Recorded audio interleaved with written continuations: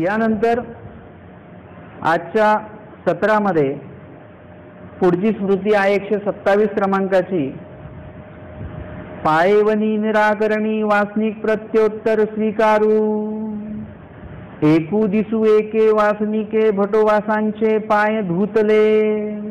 एक दिवस एक कुणी वासनिक आलेले होते, त्यांचं काही भजन पूजन करण्यासाठी ते आलेले असतील आणि त्यांनी भटोबासांचे पाय धुतले। म्हणजे पाय धुण्याचा विधी आहे, ते पाय भटोबासांचे त्यांनी धुतलेले आहेत। जसं इथे हा प्रकार विदर्भामध्ये जास्त बघायला मिळतो बरं का, की कुठल्याही घरी गेलं की काय होतं, पाय धुतल्या जातात। आता उन्हाळ्यामध्ये जर का असं घरोघरी गेलो तर उन्हामुळे चेहरा काळा पडतो आणि पाय मात्र गोरे होत राहतात, कारण की प्रत्येक ठिकाणी पाय धुतले जातात, प्रत्येक ठिकाणी। असा प्रकार मी विदर्भाच्या बाहेर शक्यतो कमी बघितलेला आहे। अर्थातच या ठिकाणी भटोबासांचं पूजन करण्यासाठी जे आले त्यांनी भटोबासांचे पायही धुतले आणि पायवनी घेतले। आणि ते पाय धुतलेलं जे काही पाणी आहे त्यांनी ते तीर्थ म्हणून ते घेतलेलं आहे। जसं आपण उटी करताना घेतात ना तुम्ही लोक, त्या पद्धतीने त्यांनी ते प्राशन केलं थोडंसं।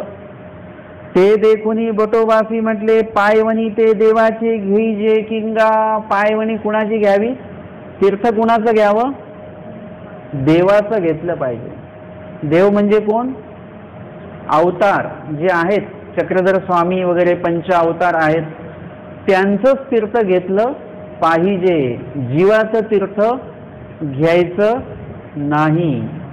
कितीही श्रेष्ठ ती व्यक्ती असो, मानवभाव पंथाचं एक वैशिष्ट्य आहे, एखादे अधिकरण किती विद्वान असोत, कितीही ज्ञानी असोत, कितीही आचरणशील असोत, तरी सुद्धा ते स्वतःला देव म्हणवून घेत नाहीत। ते स्वतःचं ईश्वरत्व मी आहे असं म्हणून कधी घेत नाहीत। अन्य पंथामध्ये जर का अन्य ठिकाणी बघाल तर गुरुला देव मानण्याची पद्धत आहे आणि ते गुरु सुद्धा स्वतःला देव म्हणवून घेतात। आमचे स्वामी म्हणतात भक्त आपण्याचे देव न म्हणवी। जसं स्वामी विचारतात की आम्ही कुठे गेलो आणि आमच्यासारखेच दिसणारे कुणी आले तर तुम्ही कसं ओळखाल, ते म्हणतात आम्ही कांदी बघू इथे त्याच्याने ओळखू। स्वामी म्हणतात ते दुसऱ्यांकडे पण असू शकते। मग ते भटोबास म्हणतात की आम्ही देवाला प्रश्न विचारू आणि ब्रह्मविद्येच्या माध्यमातून जाणू की परमेश्वर आहेत की नाही आहेत। तर आमचे स्वामी सांगतात ज्ञान तर भक्ताकडे पण असतं। मग 32 लक्षणी जर कोणी भक्त आला आणि त्याला तुम्ही प्रश्न विचारतो पण उत्तरं देईल त्याची, मग त्यांना तुम्ही परमेश्वर मानाल का? मग त्यावेळी भटोबा सुद्धा निरुत्तर झाले आणि त्यांनी विचारलं मग कसं ओळखायचं? तर तेव्हा स्वामी म्हणतात की भक्त जो आहे तो विचारल्या प्रश्नांची उत्तरं देईल। परमेश्वर जसं ज्ञान सांगतात तसं तो सांगेल सुद्धा, पण जेव्हा तुम्ही त्याला देव म्हणाल की तुम्ही श्री चक्रधर स्वामी आहात किंवा तुम्ही परमेश्वर आहात, तेव्हा तो म्हणेल मी देव नाही परमेश्वरा। म्हणजे भक्त जो आहे तो आपण्या ते देव न म्हणवी, स्वतःला देव तो म्हणून घेत नाही। ही भक्ताची ही खासियत आहे, येथीच्या ज्ञानियाची ती खासियत आहे की ते स्वतःला देव म्हणून घेत नाहीत। आणि ही विशेषता जी आहे की मानवा पंथामध्ये अजून एक विशेषता आहे की शिष्य गुरुला दंडवत करतात आणि गुरु सुद्धा शिष्यांना दंडवत करतात। ही खासियत मानवा पंथाची आहे। गुरु सुद्धा शिष्यांना दंडवत करत असतात, गुरु सुद्धा शिष्याचं पूजन करत असतात, गुरु सुद्धा शिष्याचं मान सन्मान करत असतात। हा एक वैशिष्ट्यपूर्ण भाग आपल्या पंथामध्ये आपल्याला बघायला मिळतो। आणि म्हणून भटोबास म्हणतात की पायवणी ते देवाचे घेई जे किंगा। पायवणी जी घ्यायचं आहे, तीर्थ घ्यायचं आहे, चरणोदक जे घ्यायचं आहे ते देवाचंच घ्यावं, परमेश्वर अवताराचं घ्यावं, जीवाचं घेऊ नये। आपला विषय काय चालू होता की कितीही मोठे अधिकरण असतील, कितीही आचरणनिष्ठ असतील, पण जर का त्यांचं पाय तीर्थ तुम्ही घ्यायला लागले तर लगेच तुम्हाला थांबवतील। ते म्हणतील हे असं घेऊ नका, अन्यथा हे करू नका, म्हणजे त्या ठिकाणी ते सांगितल्या जाईल। आणि उचिष्ट प्रसाद तोही देवाचाची घेईजे किंगा. आणि उचिष्ट प्रसाद जो आहे तो पण कुणाचा घेतला पाहिजे? देवाचाच घेतला पाहिजे. बाकी उचिष्ट प्रसाद न घडे. जो स्वामींनी ग्रहण केलेला आहे आणि तो ग्रहण केलेल्या त्या पदार्थांमधनं तुमच्यासाठी म्हणून जे ठेवलेलं आहे तोच उचिष्ट प्रसाद आहे. एखादा पदार्थ माझ्या ताटात वाढलेला आहे आणि मग मी तो काढून तुम्हाला दिला, घ्या प्रसाद, खरं तर मला ते खायचं नसतं बरं का. तेलकट असतं, गोड असतं. माझं गोड वर्ज आहे, बंद आहे. आता जर का तो वाढलेला आहे ताटामध्ये तर ते काढून ठेवायचं कसं? ते काढून ठेवताना मग म्हणायचं हा घ्या तुम्हाला प्रसाद. मग ते पापड कुरडया म्हणजे प्रसादामध्ये पण कुठल्या गोष्टी दिल्या जातात? भाकर कधी प्रसादामध्ये दिल्या जात नाही. प्रसादामध्ये हे जे काही त्रासदायक पदार्थ असतात ना, तेलकट पदार्थ, गोड पदार्थ, असेच पदार्थ तुम्हाला प्रसादामध्ये दिल्या जातात. हे पुढे प्रसाद घेताना लक्षात ठेवा. आमच्या स्वामींनी उमाईसांना दिलेला प्रसाद मला जास्त आवडलेला आहे. जसा तो पहिल्यांदा स्वामी सारंग पंडितांकडे गेले पैठणला आणि स्वामींनी भोजन केलं आणि भोजन करत असताना पूर्ण भोजन स्वामींनी ते केलेलं आहे. काही पदार्थ त्याच्यामध्ये उचिष्ट प्रसाद म्हणून ठेवला आणि तदनंतर स्वामींचं भोजन आटोपलं आणि तो ताट प्रसाद जो होता तो कोणी घेतला? तिथे सारंग पंडित होते आणि ते मोकानंद होते. त्यांनी तो प्रसाद घेतला. सारंग पंडितांनी तो प्रसाद संपवला दोघांमध्ये, शिल्लक ठेवला नाही. आणि उमाईसा ज्या आहेत सारंग पंडितांच्या पत्नी, त्यांना प्रसाद पाहिजे होता. कारण की सगळी मेहनत कोणाची असते? कोणाची? महिला वर्गांची मेहनत पंक्तीमध्ये जास्त असते की नाही? हो तर म्हणा. म्हणजे बहुतांशी पदार्थ कुठला आणायचा आहे, कसा आणायचा, खरेदीला सुद्धा बाया जातात बरं का.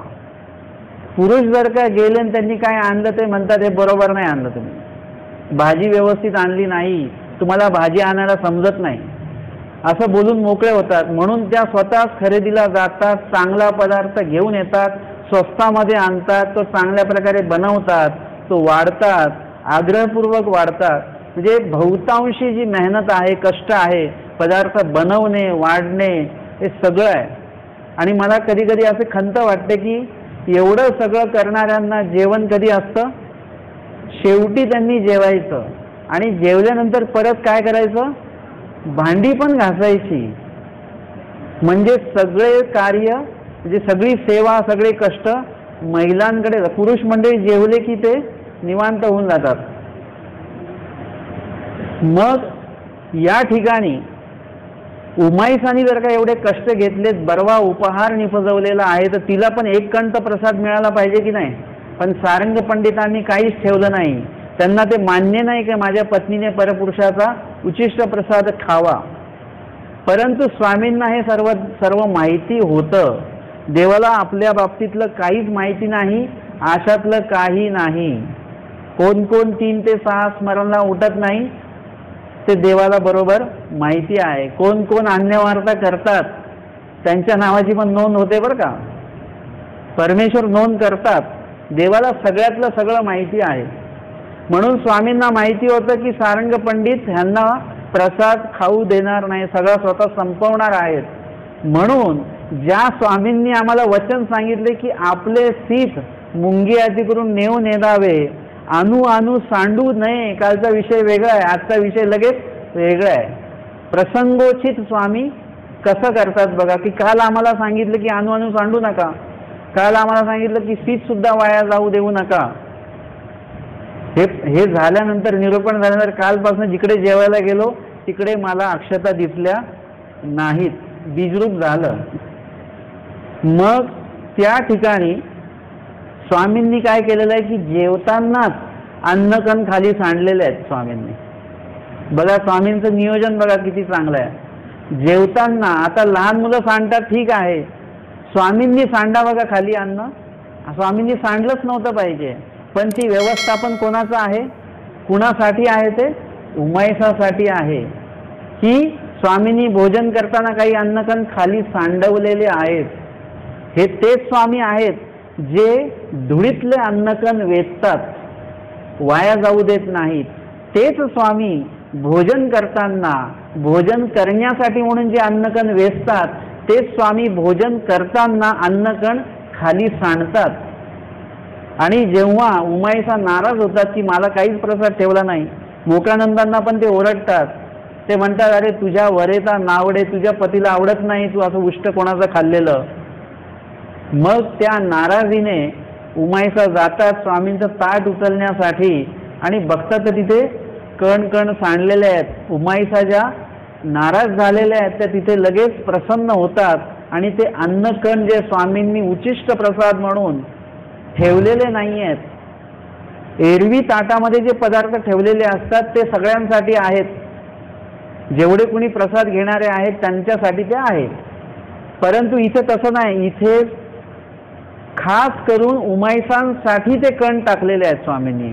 ते तिथे सांडलेले आहेत आणि ते कण उचिष्ट प्रसाद त्यांनी घेतला आणि ते ग्रहण केले आणि त्यांना खूप बरं वाटलं. म्हणजे तुमची जर का तळमळ असेल तर त्याचं नियोजन कोण करतं? सगळं तो विधी प्राप्त करून देण्याचं नियोजन परमेश्वर करतो. तुमच्याकडे फक्त आणि फक्त तळमळ असली पाहिजे, पैसा नसला तरी चालेल. तुम्हाला असं गैरसमज सगळ्यांच्या डोक्यात बसलं की पैशाने क्रिया होतात असं आपल्याला वाटतं, परंतु देवाला जी क्रिया अपेक्षित आहे ती पैशाने होत नसते. आपल्याला जी क्रिया अपेक्षित आहे ती पैशाशिवाय होत नसते. आलं लक्षात वाक्य? तुम्हाला आणि मला जी क्रिया अपेक्षित आहे ती क्रिया पैशाशिवाय होतच नाही, पैसे लागतातच त्याला. पण देवाला जी क्रिया अपेक्षित आहे त्याला 1 रुपया सुद्धा खर्च नाही. आमच्या निळभट्ट भांडारेकरांना अलंकाराने पूजन करायचं होतं, किती खर्च आला त्यांना? तुम्हाला एक हार व्हायचा असेल तर 50 रुपये खर्च आहे तुम्हाला. इथे अलंकाराने पूजन केलं, 1 दमडी सुद्धा खर्च आला नाही. फक्त कशामुळे घडला तो विधी? फक्त आणि फक्त निघाल्यापासून एकच तळमळ होती की एवढं सगळं होतं आणि एकही वस्तू घेता नाही आली मला. हे दुःख फक्त मनामध्ये होतं. ते दुःख, ते तळमळ असल्यामुळे ती आवड आहे देवांना ते अर्पण करावं. स्वामींनी काय केलं? तो विधी उपस्थित करून दिला. अलंकार स्वामींना त्यांना ओळगवता आले, यात त्यांना जे समाधान मिळालं. अर्थातच स्वामींनी त्यांना निरूपणही करू शकले असते की आम्हाला पदार्थ नकोत, परंतु स्वामींना काय करायचं होतं? आधी त्यांची जी तळमळ आहे ती तळमळ ते अर्पण केल्याशिवाय ती तळमळ शांत होणार नव्हती. परंतु लगेचच दुसऱ्या टप्प्यामध्ये आमच्या स्वामींनी त्यांना तो सुद्धा निरूपण केलेलं आहे. पण निरूपण कसं झालेलं आहे? शब्दात नाही झालं, क्रियेत निरूपण झालेलं आहे. कालचा विषय आहे तेला तुपाच्या वाती संबंधित काय झालं? येथ तैसे काही न लगे. जरी त्यांची तळमळ आहे की इथे अलंकार अर्पण करावे, पूजन करावं, पण निघताना स्वामींनी काय केलं? ते सगळे अलंकार परत काढून ठेवले. आता काय स्वीकारलं मग स्वामींनी? अलंकार काय? ते निळभट्ट भांडारेकरांच्या मालकीचे नव्हते. निळभट्ट भांडारेकरांच्या मालकीची फक्त तळमळ होती, दुःख होतं, ते त्यांनी अर्पण केलं ते अलंकारांच्या सोबत. स्वामींनी अलंकार स्वीकारले नाहीत. अलंकार स्वीकारले असते तर स्वामी ते सोबत घेऊन गेले असते. स्वामींनी ते अलंकार काढून ठेवायला लावले. मग नेमकं स्वीकारलं काय देवाने? निळभट्टांची आवडी, तळमळ, दुःख ते स्वीकारलं. या लीळेतनं आपल्याला काय लक्षात आलं? आपल्याकडे पदार्थ नसला तरी चालतो, द्रव्य नसलं तरी चालतं, तुमच्याकडे तळमळ असली पाहिजे.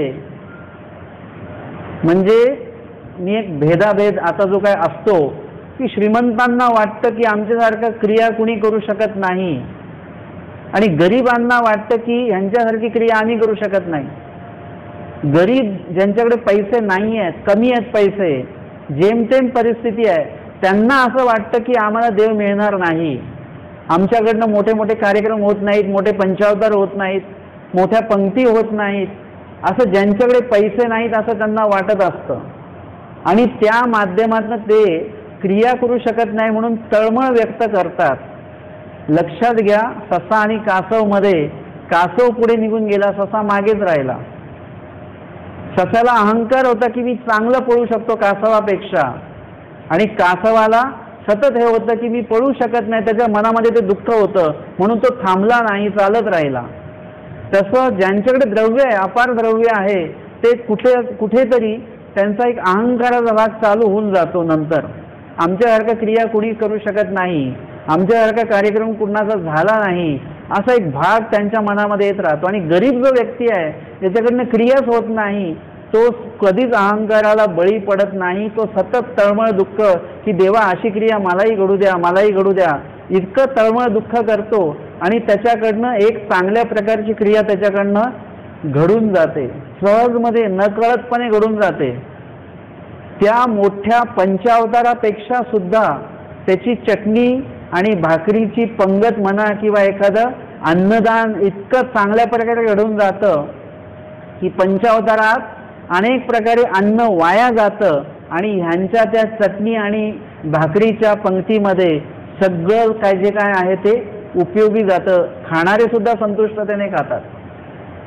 आठवण एक गोष्टीची येते की पहिल्यांदा जेव्हा खडकुलीचं पाणी निघून गेलेलं होतं पूर्ण, आणि खडकुली पूर्ण पाण्याच्या बाहेर अशी आलेली होती, आणि त्यावेळी आम्ही संवत्सरून आम्ही गेलेलो, तेव्हा मामाजी पण सोबत होते, आणि शिदोरी आमची सगळी मार्गातनं आम्ही घेतलेली होती, पाणी शिदोरी सगळं घेतलेलं. आणि पुढे जात असताना आगरवड गाव नावाचं गाव लागतं, तिथे स्थान आहे. आता आम्हाला नेमकं तिकडे रस्ता कळत नव्हता, तिथे एक वस्ती होती. एक जण कोणीतरी उतरले आणि त्या वस्तीकडे गेले रस्त्याला खेटूनच, किंवा ते स्थान कुठे आहे असं त्यांना विचारलं, आणि त्यांनी काय केलं, दंडवत केला. म्हणजे ते लोक कोण होते, उपदेशी होते. ते ज्यांना विचारलं, ती पूर्ण वस्ती उपदेशी होती. आणि आमची जेवणाची वेळ झाली, ते म्हणजे जेवणाचं कसं आहे, आम्ही म्हटलं सगळं सोबत आहे आमचं, आणि तिथे जागा पण चांगली होती. उपदेशी लोक भेटले, आम्हाला वाटलं की आता इथे आपण बसू शकतो. मग त्यांना सांगितलं की आम्ही परत येतो आणि आम्ही इथे जेवायला बसणार आहोत, आम्हाला जागा फक्त उपलब्ध करून द्या, बसायला वगैरे टाकून द्या. मामाजी सोबत आहेत. ते म्हणाले आमचं तुम्ही काय घेणार. आम्ही म्हटलं आम्ही तुमचं काहीच घेणार नाही, आमचं सगळं सोबत आहे, 30 लोकांची शिदोरी. ते बोलले ठीक आहे, काही हरकत नाही. एकदा त्यांनी विचारलं, नंतर स्फुरलं त्यांना. आम्ही निघून गेलो, आम्हाला स्नान करून यायला अर्धा पाऊण तास लागला असेल. आम्ही आलो तर त्यांच्या वस्तीवरच्या सगळ्या बाया चुली पेटून भाकऱ्या बनवत होत्या आणि एका बाजूला पिठलं चालू होतं. त्यांनी आल्या आल्या आम्हाला सांगितलं तुमची सगळी शिदोरी आमच्या ताब्यात द्या, आम्हाला मार्गाचा प्रसाद देऊन द्या आणि आम्ही बनवलेलं सगळं तुम्ही ग्रहण करा. आणि ती वेळ होती. आज सुद्धा आम्ही खूप मोठ्या मोठ्या पंक्ती जेवलो असेल मी, परंतु आज सुद्धा मला ती पंगत आठवते आहे की त्याच्यामध्ये फक्त काहीच नव्हतं, गरम पिठलं होतं आणि भाकरी होती आणि काय ते कांदा वगैरे त्याच्यामध्ये, पंचपक्वान्न नव्हते. त्या पंक्तीमध्ये गोड पदार्थ सुद्धा नव्हता बरं का. 2-4 पदार्थ ताटत होते, पण याचं लगेच त्यांनी स्फुरलं होतं, लगेच त्यांनी बनवलं होतं आणि आम्ही इतकं पोटभर जेवलो सगळं. आम्ही मार्गाचं काहीच खाल्लं नाही, आम्ही त्यांनी दिलेलं ते. म्हणजे बघा बरं, ठरवून सुद्धा अशी पंगत होते का कुठे. तुम्ही मार्गात कधी पंगत ठरवता, हे करता ते करता, ठरवून सुद्धा अशी पंगत होत नाही. आणि अशी क्रिया अचानक होते. का होते. त्यांना जेव्हा कळलं की आमचं काहीच उपयोगी जाणार नाहीये, दुःख झालं, तळमळ झाली आणि स्फुरलं आणि लगेच क्रिया त्या ठिकाणी योग्य प्रकारे त्यांनी ती केलेली आहे. तर अशा प्रकारे आपली तळमळ असेल तर परमेश्वर सर्व कार्य जे आहे आपलं करवून घेतात, हे यातनं सांगितलेलं आहे. आणि म्हणून इथे आपला जो विषय चालू होता की उमाईसाची तळमळ आणि त्यांना उपस्थित करून दिलेला उचिष्ट प्रसाद, हा विषय कशावरून निघाला की आचार्य म्हणतात की उचिष्ट प्रसादू तोही देवासाची घेई जे किंगा. उचिष्ट प्रसाद घ्यायचा असेल तर कुणाचा घ्यावा, परमेश्वराचाच घ्यावा. आता तो नुसता पदार्थांचाच घ्यावा का. पदार्थांचा जेव्हा तुमचा ज्ञानस्तर वाढतो, म्हणजे तुमचा ज्ञानस्तर जेव्हा कमी असतो एकदम, तेव्हा तुम्ही तुम्हाला ज्या गोष्टी अपेक्षित असतात त्या नाशिवंत असतात, त्रासदायक असतात. जसं मी उदाहरण देतो नेहमी की सगळेजणच आपण चॉकलेटसाठी रडलेलो आहोत, बरोबर. चॉकलेट भेटत नव्हती, आपण चॉकलेटसाठी हत्या करायचो. आज आपल्याकडे भरपूर पैसे, आपण आता खातो का चॉकलेट जाऊन?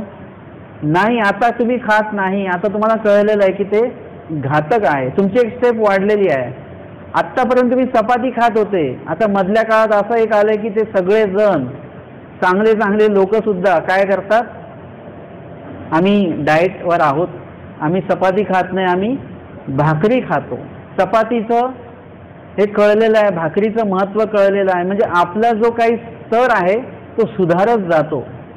जेव्हा तुमचं स्तर सुधारतो तेव्हा आपल्या लक्षात येतं की आपल्याला हा प्रसाद नको आहे, आपल्याला तोच प्रसाद पाहिजे जो भट्टोबासांनी उल्लेखला, आपलेनी श्रीचरणाचेनी प्रसाद आहे. श्रीकराचा जो प्रसाद आहे, श्रीकराच्या माध्यमातून दिला जाणारा जो प्रसाद आहे तो खाण्याचा प्रसाद आहे, तो आता आम्हाला नको आहे. आता आम्हाला कुठला प्रसाद पाहिजे? आत्ता रोज जे आपण जेवतो आहोत, जे भिक्षा मिळते आहे, रोज जे जेवतोय तो आमचे स्वामी आपल्या श्रीकरानेच आपल्याला देत आहेत. ते पूर्ण जे काय आहे ते उपलब्धता करून देत आहे. हे सगळं ही देवाचे की मा देव देते आपुले. आता आम्हाला तो प्रसाद पाहिजे. श्रीकराचा प्रसाद आम्ही खातोच आहोत. आम्हाला आता श्रीचरणीचा प्रसाद जो भट्टोबासांनी उल्लेखलेला आहे तो काय आहे, आता तिकडे जायचं आम्हाला. म्हणजे देवाला शरण जायचं आहे. आणि एकदा शरण गेलात की काय होणार? येत शरण आल्या काही, म्हणजे हे वचन आपल्यासाठी ऍक्टिव्ह होणार. ज्या दिवशी तुम्ही देवाला शरण जाणार त्या दिवशी तुमच्यासाठी हे वचन कार्यरूप होणार. तुम्ही ज्या दिवशी नोकरीला हजर होतात त्या दिवसापासून पगार तुम्हाला चालू होतो.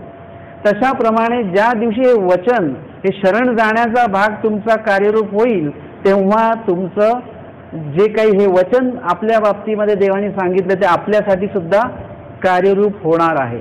आणि म्हणून उचिष्ट प्रसाद जो आहे तो देवाचाच घ्यायचा आहे आम्हाला. तर तो प्रसाद नेमका कुठला आहे? तर तो शाब्द ज्ञानाचा प्रसाद आहे, तो अप्रोक्ष ज्ञानाचा प्रसाद आहे, सामान्य ज्ञानाचा प्रसाद आहे, विशेष ज्ञानाचा प्रसाद आहे. आणि त्याही पेक्षा प्राप्तीमध्ये जाऊन स्वरूप प्राप्त आपल्याला झालं पाहिजे, आपल्या जीवस्वरूपच्या स्वरूपात विलीन झालं पाहिजे, हा एक प्रसाद आहे. आणि त्या स्वरूपात विलीन होत असताना आनंद सुद्धा तिथला मिळाला पाहिजे. आपण कुठल्या प्रसादाकडे गेलो पाहिजे? जे प्रसन्न होऊन दिल्या जातं त्याला प्रसाद म्हणतात. प्रसादाची व्याख्या ही आहे, जे प्रसन्न होऊन दिल्या जातं त्यालाच प्रसाद म्हणतात. जे मागून घेतलं जातं, जे हुसकावून घेतलं जातं, जे नाराजीने घेतलं जातं त्याला प्रसाद म्हणत नाहीत. इथे प्रसन्न होऊन देता आलं पाहिजे. आणि परमेश्वर ते देतात, एकमेव परमेश्वर ते देऊ शकतात. आणि मूळ परमेश्वराला काय द्यायची इच्छा आहे? जेव्हा आपण तमात होतो तेव्हा देवाला काय देऊ वाटलं आपल्याला? आनंद. आत्ता तम ते प्राप्ती, याच्या मधला जो प्रवास आहे याच्यामध्ये आपण खूप काही देवाकडनं मागतोय, खूप काही देवाकडनं घेतो आहोत. परंतु लक्षात घ्या, देवाचं उद्दिष्ट काहीतरी वेगळं देण्याचं आहे, आनंद द्यायचा आहे आम्हाला. म्हणजे इथे जर का तुम्हाला सांगितलं की बाबा मंदिरामध्ये निरोपण आहे, तुम्ही पोहोचा तिकडे, आपण म्हटलं की चला बरं आहे, तिकडे गेल्यानंतर चहा मिळते, पंख्याखाली बसायला मिळतं, किंवा खांब मिळाला तर झोप पण होते एखादी. तुम्ही या उद्दिष्टाने आले तर चालेल का इथे? तुम्ही म्हटले भोजनही मिळतं, हे उद्दिष्टाने आले तर चालेल का? कारण की ज्यांनी आयोजन केलेलं असेल त्यांचं उद्दिष्ट काय आहे की इथे आल्यानंतर लोकांना 2 शब्द ज्ञानाचे ऐकायला मिळावेत, हे त्या व्यक्तीचं उद्दिष्ट आहे. आणि आपण सुद्धा काय केलं पाहिजे? त्या उद्दिष्टाला जागलं पाहिजे. जिथेही कुठे मार्गात आपण जाऊ तिकडे पोथी ऐकली पाहिजे, जे सेवादास्य केलं पाहिजे, म्हणजे ते उद्दिष्ट साध्य केलं पाहिजे. आता इथे सृष्टीमध्ये जे आपण आलेलो आहोत ते मूळ देवाचं उद्दिष्ट काय आहे, त्या उद्दिष्टाला आपण जागलो पाहिजे की आम्हाला देवाकडनं बाकी कुठल्याही गोष्टी नको पाहिजेत. आमचं एक साध्य निश्चित केलं पाहिजे आम्ही. काल जसं तुम्हाला उदाहरण सांगितलं की तुम्हाला डोमेग्रामला जायचं आहे, चिन्हश्री वंदन करायची आहे, एक साध्य आहे तुमचं एकदा तुम्ही नक्की केलं की तिथे जाण्याची साधनं तुम्हाला आपोआप प्राप्त होतात आणि तुम्ही तिथे पोहोचता. तसं तुम्ही आनंद, आम्हाला प्रसादामध्ये काय पाहिजे? दुसरं काहीच नको आहे, पदार्थ नको आहेत, वस्तू नको आहे, काही नको आहे. आम्हाला देवाचा आनंद भेटला पाहिजे प्रसादामध्ये. हे प्रत्येक जीवाचं, मानवापंथीय जीवाचं तरी हे एक लक्ष असलं पाहिजे. हे एकदा लक्ष तुम्ही पक्क केलं की त्या लक्षापर्यंत पोहोचण्यासाठी परमेश्वर मग पुढचं आयोजन करतात. तुम्हाला विधींचे योग प्राप्त करून देतात, तुम्हाला सेवादास्य प्राप्त करून देतात, ज्ञान प्राप्त करून देतात, स्मरण तुमच्याकडनं घडवतात, सर्वतोपरी सहाय्य करतात देव. फक्त तुमचं लक्ष काय पाहिजे? आनंद प्राप्त झाला पाहिजे, मी स्वरूपामध्ये विलीन झालो पाहिजे देवाच्या, एवढं एक लक्ष धरून आपला प्रवास सुरू झाला पाहिजे. जसं म्हातारी मंडळी जे आहेत ते जेव्हा पायरी चढतात तेव्हा ते काय करतात? बाजूचं जे काही ग्रिल आहे त्या ग्रिलला धरून धरून धरून ते त्यांचं लक्ष आहे आपल्याला वरच्या टोकाला पोहोचायचं आहे आणि त्यासाठी म्हणून साधन म्हणून त्या ग्रिलला त्यांनी धरलेलं आहे. ते ग्रिल बरोबर त्यांना तिथे उपलब्ध झालेलं आहे. तसं परमेश्वर सुद्धा तुम्हाला काय करतात? ही साधनं उपलब्ध करून देतात आणि तुम्हाला बरोबर एक एक पायरी चढून चढून तुम्हाला विशेष ज्ञानापर्यंत घेऊन जातात.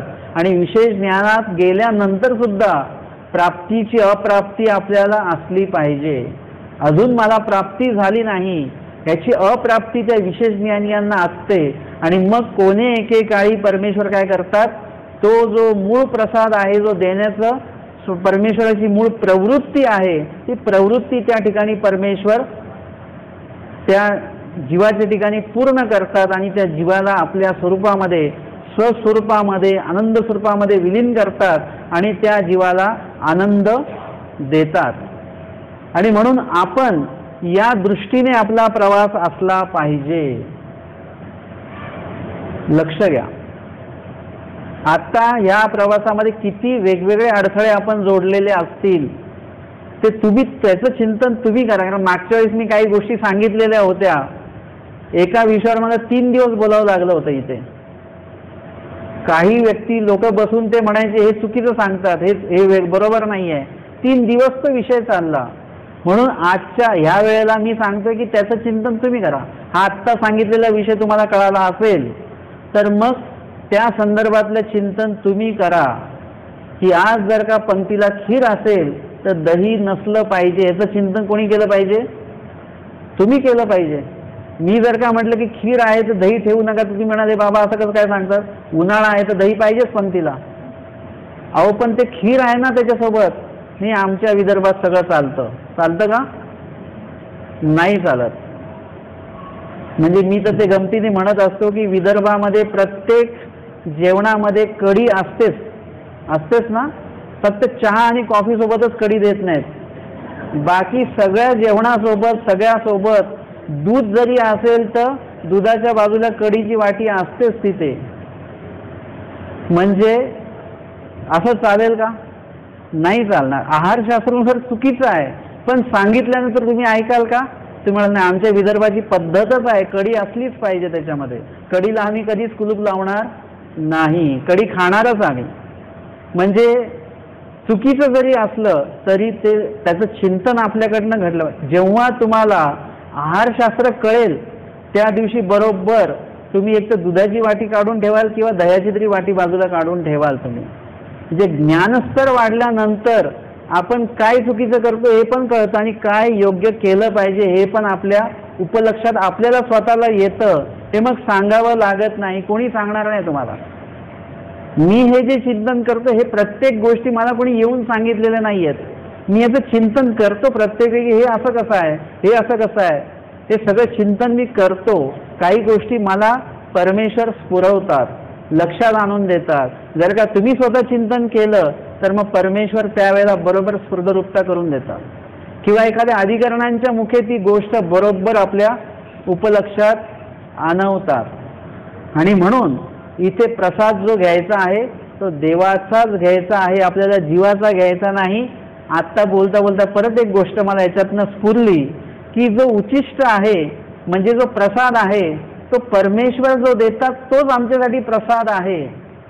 ईश्वरोक्ती जी आहे, शोक्ती, शास्त्रोक्ती आणि लोकोक्तीचा जो प्रसाद आपल्याला वेळोवेळी मिळत राहतो ना, तो प्रसाद आम्हाला घ्यायचा नाहीये हे या माध्यमातनं सांगायचं आहे। जो ईश्वराने जो प्रसाद दिला, ईश्वरोक्ती जो आहे, तोच प्रसाद आम्हाला प्रसाद म्हणून घ्यायचा आहे, तोच आम्हाला ग्रहण करायचा आहे, तोच आम्हाला उपयोगामध्ये आणायचा आहे, तोच आम्हाला आचरणामध्ये आणायचा आहे। जीवाने दिलेला जो प्रसाद आहे तो सोयीस्करपणे तुम्ही बाजूला काढून ठेवा। तो जीवाने दिलेल्या प्रसादाबद्दल आमचे स्वामी सांगतात, शोक्ती, शास्त्रोक्ती आणि लोकोक्ती या तिन्ही उक्ती परित्यजोनी, हे जे काय आहे निर्माण केलेलं आहे ते काढून ठेवा बाजूला।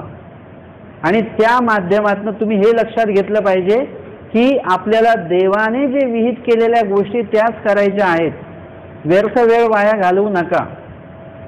आम्ही आत्तापर्यंत ह्याच विधी करत आलेलो आहे म्हणून त्या इगोमध्ये पण जगू नका। जे चुकीचं आहे ते चुकीचंच असतं।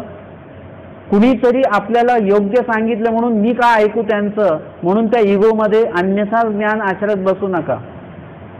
योग्य जर का प्राप्त झालं, ते सुद्धा वचनोक्त वचनाचा आधार म्हणून प्राप्त झालं तर नक्कीच ते स्वीकारा, अन्यथा क्रिया करू नका। उचिष्ट ते कोणाचं घ्यायचं? देवाचाच प्रसाद घ्या। जीवनिर्मित जे विधी आहेत ते करू नका, देवनिर्मित जे विधी आहेत ते करा। आणि मी नेहमी सांगतो की एखादा विधी मी जरी तुम्हाला सांगितला तर तुम्ही मला पण विचारा की हा विधी देवाने कुठे सांगितलेला आहे, त्याचं प्रमाण जर का मी तुम्हाला दिलं तरच माझं पण ऐकायचं, नाहीतर माझं सुद्धा ऐकायचं नाही। मी जर का एखाद्या विधीला लिळेचं, वचनाचं, स्मृतीचं प्रमाण देऊ शकलो नाही तर माझं सुद्धा ऐकायचं नाही। माझं तेव्हाच ऐकायचं जेव्हा मी तुम्हाला ईश्वरोक्त प्रमाण देईन, हे लक्षात घ्यायचं। आणि म्हणून आचार्यांनी हा भाग सांगितला, तेही म्हटले होय भटो देवाचेची म्हणून घेईजत असी जे। ते म्हणतात देवाचं म्हणूनच आम्ही ते घेतो आहोत। आणि भटोबा सुगेची राहिले, भटोबा गप्प राहिले, म्हणजे त्यावेळेस भटोबा काही बोलले नाहीत, नंतर त्यांना समजवलं असेल।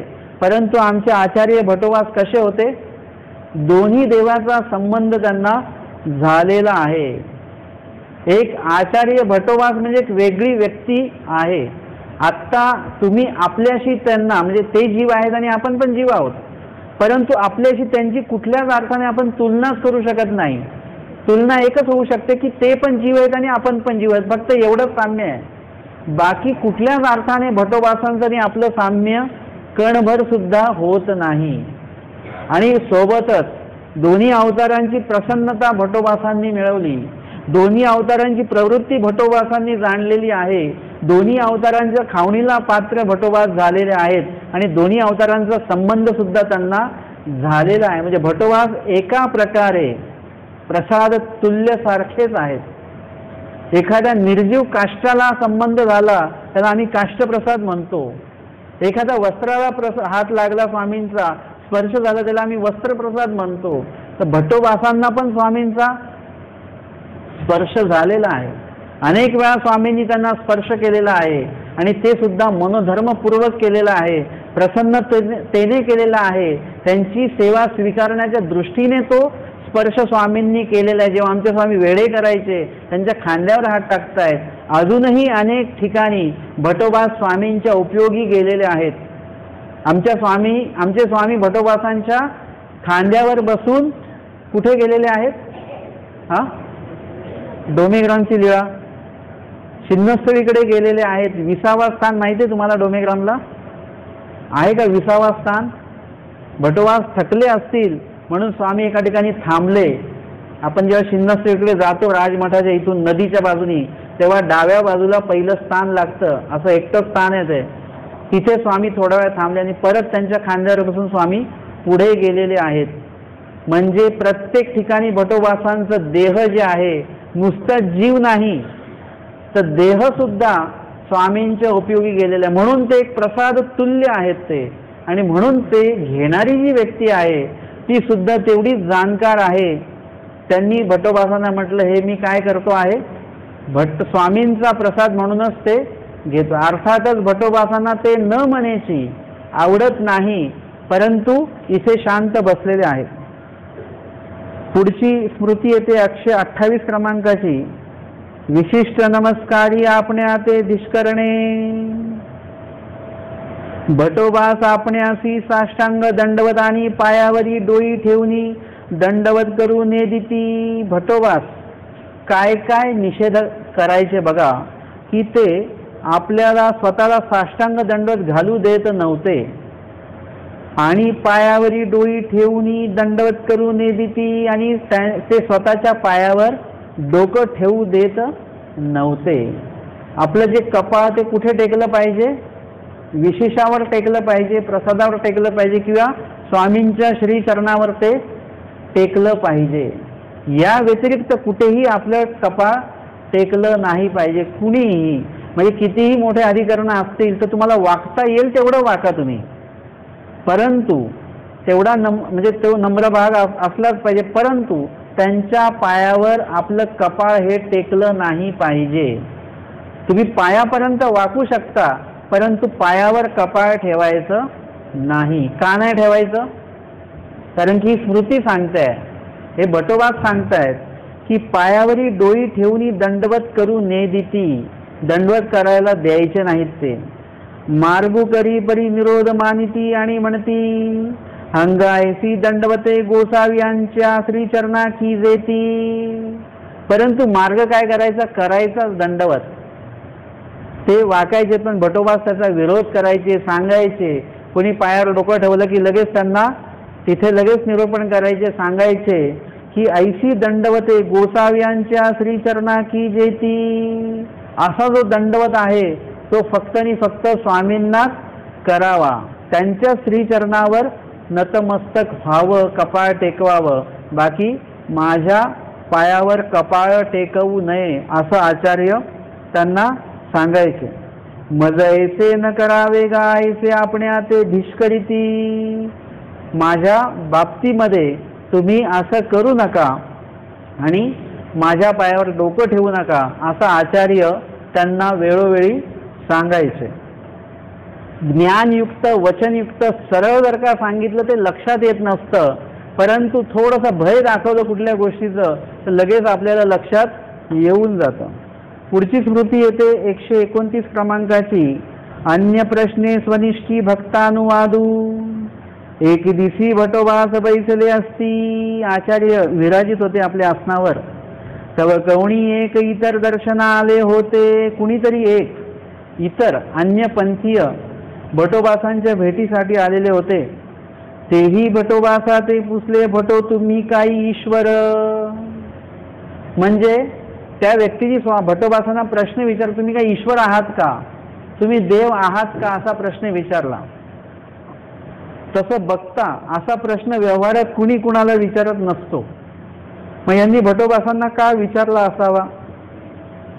कदाचित त्यांनी भटोबासांचं दर्शन घेतल्यानंतर, भेटल्यानंतर तिथली जी परिस्थिती त्यांनी पाहिली, त्या भटोबासांना त्यांनी जे पाहिलेलं आहे की भटोबासांची देह जे आहे तेज पुंज असा असेल, त्यांच्या वागण्यात बोलण्यात एक धीर गंभीरपणा आहे, स्वामींची वाणी त्यांच्या मुखामध्ये आहे, त्याच्यामुळे त्यांच्या बोलण्यामध्ये ते गांभीर्य आहे, आणि सोबतच एवढं 500 गुरुकुळ आहे आणि सगळे विनम्रपणे आहेत त्या ठिकाणी.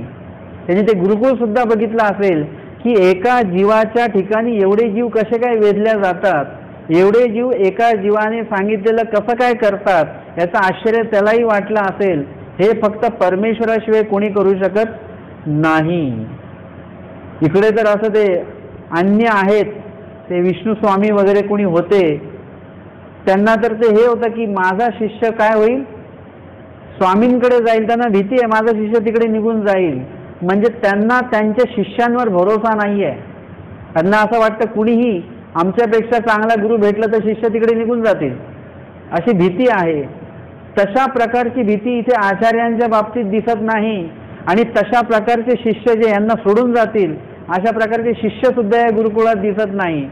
म्हणजे जिथल्या तिथे सगळं विधी विधान आचरण आणि भटोबासांचं जे धीर गांभीर्य पूर्णपणे जे वर्तन आहे ते बघितल्यानंतर त्याला सुद्धा त्या संदर्भातलं आश्चर्य झालं असावं, हे मी अंदाज व्यक्त केला तुमच्याकडे. आणि त्याच्यामुळे त्याला असं वाटलं की हे साधारण व्यक्तीकडनं घडू शकत नाही. जैसे आमच्या श्री प्रभूंच्या बाबतीमध्ये जे काही चमत्कार आहेत, श्री प्रभू पण लहानच आहेत, ते बोपदेव उपाध्यायांकडे ते अध्ययनासाठी आहेत आणि तिथे इतर मुलांसारखे आमचे श्री प्रभू पण लहानच आहेत, त्यांच्यामध्ये ते अध्ययन वगैरे करतात. परंतु श्री प्रभू जे काही चमत्कार दाखवतात त्यावरून त्यांचे ते गुरु काय म्हणतात, गुंडो सामान्य नव्हे, गुंडो देवता अवतार असेल किंवा ईश्वर अवतार होय, देवता अवतार होय किंवा ईश्वर अवतार असतील, हे सामान्य व्यक्ती नाही. सिद्ध साधक आहेत असं म्हटलं नाहीये, परंतु त्याही पेक्षा म्हणजे स्वामींच्या ठिकाणी बघितल्यानंतर अजून काहीतरी प्रतीती आलेली आहे म्हणून ते सिद्ध साधक आहेत असं नाही म्हणत. सरळ ते म्हणतात ईश्वर अवतार आहेत, कोणतरी श्रेष्ठ आहेत, हे अशा प्रकारचा उल्लेख ते करतात. म्हणून सामान्य व्यक्तीच्या ठिकाणी अशा प्रकारच्या गोष्टी दिसत नाहीत. हे असामान्य जे आहेत, जीवाच्या ठिकाणी या गोष्टी दिसत नाही, हे ईश्वराच्याच ठिकाणी अशा प्रकारच्या गोष्टी असतात असं कुठेतरी त्याला ते जाणवतं आहे. आणि म्हणून ते म्हणतात की तुम्ही काय ईश्वर आहात का. भटोबास म्हणतात ना आम्ही ईश्वराचे भक्त ना, म्हणजे आम्ही ईश्वर नाहीत, आम्ही कोण आहोत, ईश्वराचे भक्त आहोत आम्ही, असं आचार्य त्यांना म्हणतात. हेतुकेनी ते उगेची राहिले, आणि असं ऐकल्यानंतर ते उगेची राहिले आणि मग ते शांत बसले, पुढे काही बोलले नाहीत. पुढची स्मृती येते 130 क्रमांकाची. आकाई नमस्कार तिरस्कारी पंडित प्रश्ने वाक्य विरोध स्वीकार. एक दिसू भटोबास बैसले असती, बसलेले आहेत. हे तव आकाईसे आली, आकाईसा नावाच्या एक जण आल्या, दंडवते घातली, दुष्टितपणेची भटोबासांच्या पायावरी माता ठेवणी आईचे भावपूर्वक दंडवत केले. आणि आता त्यांना दंडवत करायचं आहे आणि पायावर डोकं ठेवल्याशिवाय समाधानच होत नाही दंडवत केल्याचा. म्हणून दुष्टितपणे म्हणजे काय करावं, दंडवत करायचं की नाही, डोकं ठेवायचं की नाही ठेव, माझी तर इच्छा आहे डोकं ठेवायची, परंतु आचार्य नाही म्हणतात.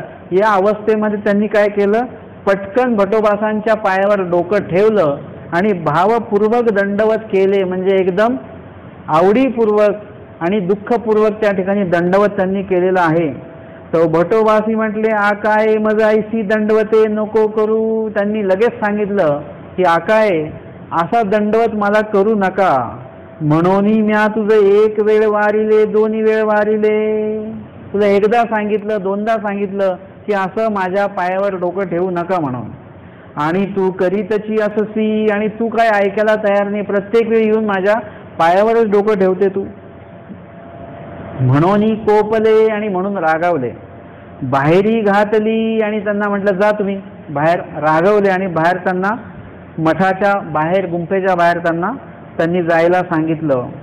येडी दिसी मागवती आली, दंडवते घातली, दुसऱ्या दिवशी परत आल्या, दंडवत केला आणि पंडित बासांपाशी जाऊन बैसली. पंडित बासांजवळ त्या जाऊन बसल्या आणि हळूच ते पंडित बासांना म्हणतात, पंडितो धर्म तरी दैवगती आणि भटा तरी नमस्कारे ये खंती. म्हणजे धर्म जो आहे तो दैवगतीनेच प्राप्त होतो, देवाकडनंच तो प्राप्त होणार आहेत. आणि भटोबास कोण आहेत, देवाने अधिष्ठित केलेले अधिकरण आहेत. आणि आता या ठिकाणी आपल्याला यांनाच निरवलेला आहे, जो काही धर्म प्राप्त होणार आहे तो यांच्याच माध्यमातून आपल्याला प्राप्त होणार आहे. म्हणून यांची यथोचित सेवा असेल, दंडवत असेल, हा तर आपल्याला करावाच लागणार आहे, तो केल्याशिवाय धर्म प्राप्त होणार नाही. परंतु असा जर का दंडवत केला, असा दंडवत केल्याने भटोबासांना काय येतं, भटा तरी नमस्कारे ये खंती, यांना खंती येते, ह्यांना हे अजिबात मान्य नाही असं दंडवत करणं. विधी करिता घडत असे अविधी, आणि नेमका मी विधी करायला जाते, गुरुला वंदन करण्यासाठी जाते आणि गुरु नाराज होतात, अप्रसन्न होतात, म्हणजे माझ्याकडनं विधी करायला जाते आणि अविधी होतो. तेने ओखटे घडत असे, आणि गोमट करायला जातं तर काय होतं, माझ्याकडनं ओखटं घडतं आहे. तरी पुसापा भटाते, तर विचारा बरं तुम्ही जाऊन, भटोबासांना तुम्ही जाऊन विचारा, श्री चक्रधरा रायाचा संबंध नमस्कारू ये की नाहीये. किती सुंदर प्रश्न त्यांनी केलेला आहे की ते म्हणतात की भटोबासांना त्यांच्या पायावर डोकं ठेवल्यानंतर त्यांना खंती येते, रागावतात ते, तर त्यांना जाऊन विचारा की श्री चक्रधर रायाचा जो संबंध आहे त्या संबंधाला वंदन करता येतं की नाही करता येत. त्याने स्वामींनी काय सांगितलंय? संबंध वंद्य सांगितलेला आहे.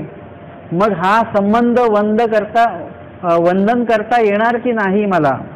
मग पंडित बासी भटोबासा ते म्हटले, भटो आता ऐसे ऐसे म्हणत असती धर्म तरी दैवगती आणि भटा तरी नमस्कारे ये खंती विधी करिता तरी घडे अविधी तरी आम्हा श्री चक्रधरारायाचा नमस्कारू ये नमस्कारू ये. म्हणजे आम्हाला चक्रधर स्वामींनी ज्या ज्या गोष्टींना, वस्तूंना, पदार्थांना हात लावला आहे, संबंध दिलेला आहे, ते आम्हाला वंदन करता येईल की नाही येईल त्यांना विचारून या. असं विचारलं. हा प्रश्न पंडित बासांनी भटोबासांसमोर ठेवला. मग भटोबासी म्हटले, या मग आली. हा प्रश्न कसा आहे की स्वामींनी सांगितलंय संबंध वंद्य, अव्यक्त प्रसन्नता परमेश्वर निक्षेपिती वगैरे ते जे काही वचन सांगितलेलं आहे त्याच्या शेवटी पण काय सांगितलेलं आहे? म्हणून संबंध वंद्य. येथीच्या संबंधा गेलेले तेथुले ओटे गोटे आदी करून तुम्हा नमस्करणीय सांगितलंय. मग जे जे स्वामींच्या संपर्कात गेले, जे जे स्वामींनी ज्यांना ज्यांना स्पर्श केलेला आहे ते सगळं पवित्र झालेलं आहे. मग स्वामीचं वंदन म्हणून तरी आम्ही वंदन करू शकतो की नाही? तुमचा पाय म्हणून आम्ही त्याच्यावर वंदन करणार नाही, पण स्वामींचा स्पर्श झालेला आहे त्या पायाला. भटोबासांचे पाय म्हणजे कसे आहेत? स्वामींचा श्रीचरण जो आहे आणि भटोबासांचा पाय आहे, याच्यामध्ये फरक आहे. परंतु या ठिकाणी भटोबासांच्या पूर्ण शरीराला जो स्वामींचा स्पर्श झालेला आहे, जे शरीर स्वामींच्या सेवेअर्थी उपयोगी गेलेलं आहे, तर त्या भटोबासांच्या त्या चरणांना वंदन करणं हे तर कर्मप्राप्त आहे. आम्ही तुमच्या पायाला वंदन करत नाही, स्वामींच्या संबंधाला आम्ही ते वंदन करत आहोत असं ते म्हणतात. आणि भटोबास पण त्यांना म्हणतात ठीक आहे या मग. आणि मग आले आणि भटोबासांशी दंडवत केले आणि मग त्यांनी भटोबासांना या ठिकाणी दंडवत केलेला आहे. अशा प्रकारे आजच्या या सत्रामध्ये आपण 130 पर्यंतच्या या स्मृती आहेत त्याचं श्रवण आणि चिंतन केलेलं आहे. दंडवत हो.